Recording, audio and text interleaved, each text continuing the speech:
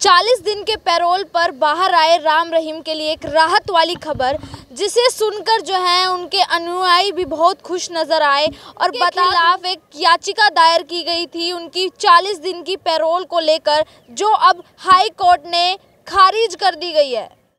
गौरतलब ये है कि राम रहीम के खिलाफ बलात्कार व हत्याकांड के केस भी चल रहे हैं, जिसकी सज़ा भी काट रहे हैं। उसको लेकर जो है लोगों के बीच में एक सवाल उमड़ता नज़र आ रहा है कि हर वक्त जब भी उपचुनाव जैसे कि या चुनाव होते हैं तो राम रहीम पैरोल पर बाहर आ जाते हैं। जैसे कि आदमपुर उपचुनाव के समय भी वे बाहर आए थे पैरोल पर, और उस वक्त जो है रणबीर गंगवा, डिप्टी स्पीकर रणबीर गंगवा जी और मेयर गौतम सरदाना जी की पत्नी वर्चुअल कार्यक्रम में आशीर्वाद लेने भी पहुंची। और इसी के साथ जो अब जिला परिषद व सरपंची की जो चुनाव है, इसमें भी वे पैरोल पर बाहर निकल आए।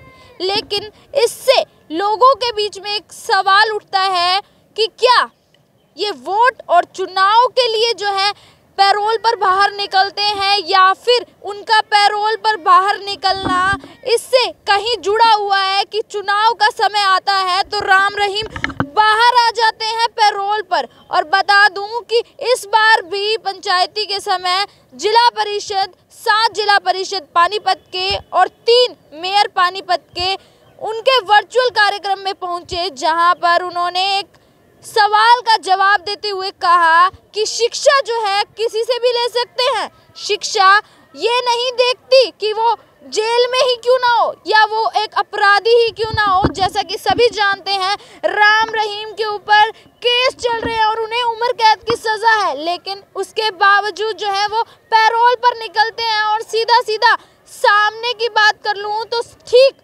चुनाव के समय वो पैरोल पर बाहर निकल आते हैं। लेकिन आप कमेंट कर बताएं कि इस तरीके से चुनाव के समय, चुनाव के ठीक समय आते ही पैरोल पर बाहर आना और लोगों से जो है वर्चुअल कार्यक्रम में आशीर्वाद देना कहां तक सही मानते हैं?